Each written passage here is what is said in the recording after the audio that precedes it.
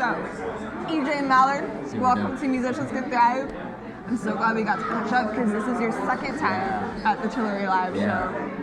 Welcome back. It's always fun to come back to Austin. Since being in Houston, it's kind of been a stronghold on me to return to Austin. So it's nice as this being my first coming back to Austin kind of show. Yeah, I'm excited to be here. It's been a hell of a great show. The talent that we've seen tonight is impeccable. So yeah, for sure.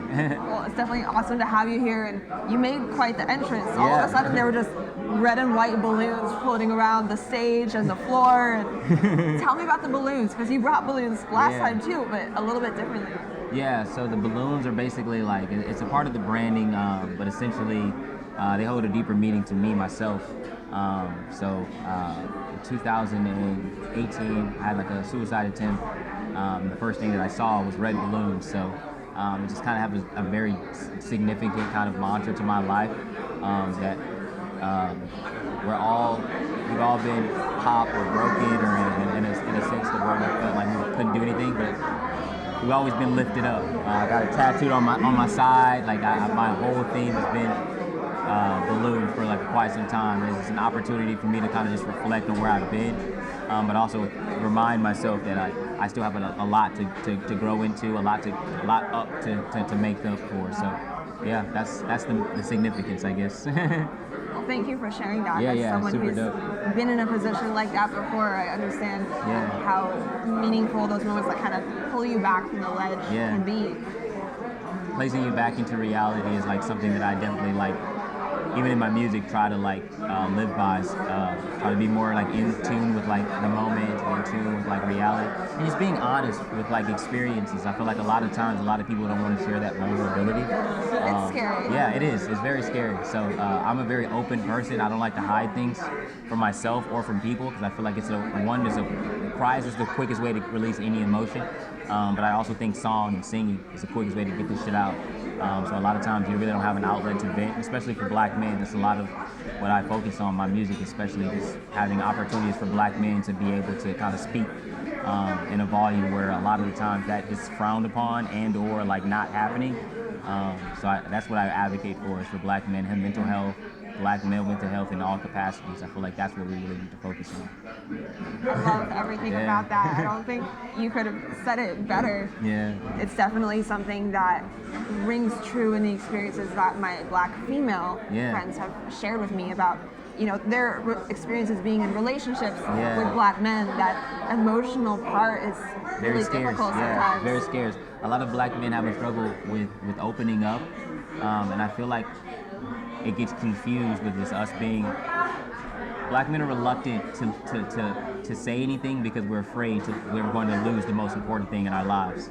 And that may be a person, place, or thing, what have you.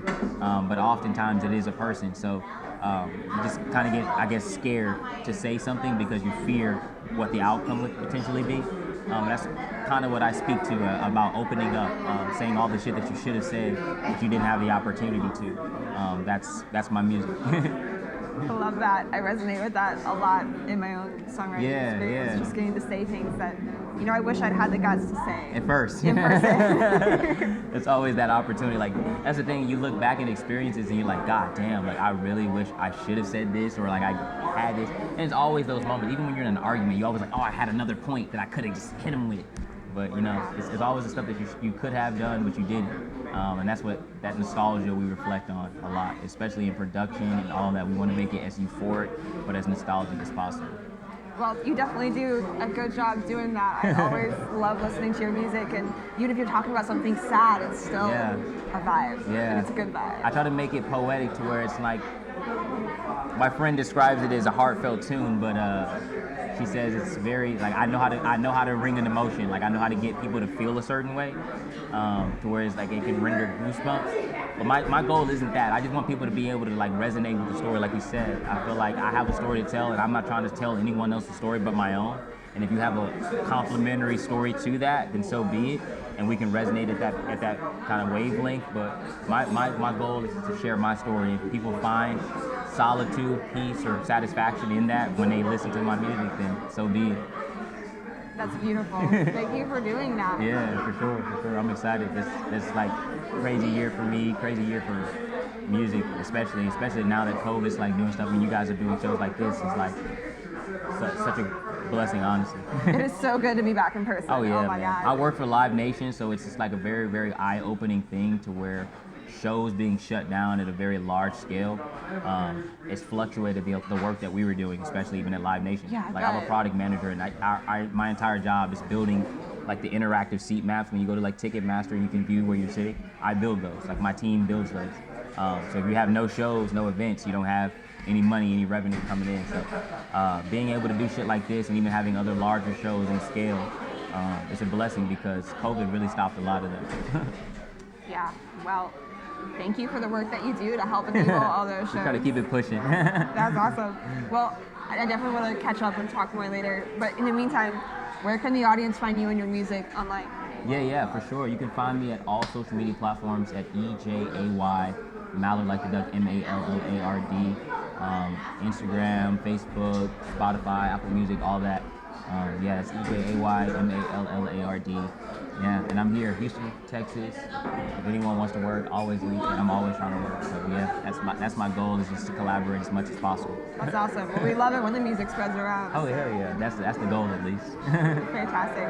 Thank you very much. It's been a pleasure. Always. And I'm really thrilled that I got to see you again on the Tillery stage. Thank you again. I truly appreciate being here. Again, it's a blessing to be just surrounded by such amazing people. Let it ride.